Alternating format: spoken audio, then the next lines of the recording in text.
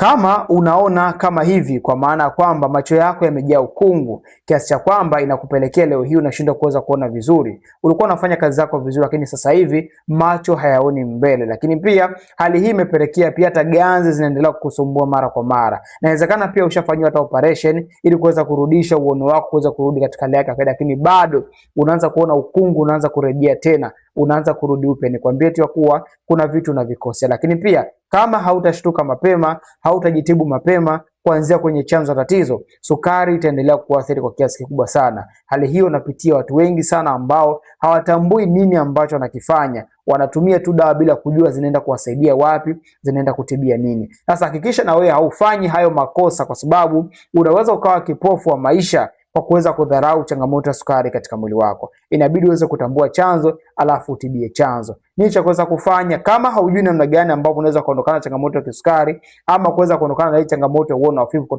ambayo ilisababishwa na changamoto ya kisukari? Basi hebu nitafute leo hii kupitia namba ambayo iko bio ili niweze kusaidia. Nimekuandalia program rahisi ambayo itakusaidia wewe kwanza kupata package ambayo ni nzuri, ambayo inatokana na virutubisho vitaenda kutibia kuanzia kwenye chanzo. Lakini pia nimekuandalia program rahisi ambayo ni ya vyakula, ambayo hii utaitumia kwa muda wote ambao unatumia dawa pamoja na maisha yako yote, kwa kuweza kurahisisha lakini pia kuweza kuondokana changamoto za kisukari moja kwa moja. Kama ni moja hapo, hebu nitafute leo kupitia namba ambayo iko bio ili niweze kusaidia.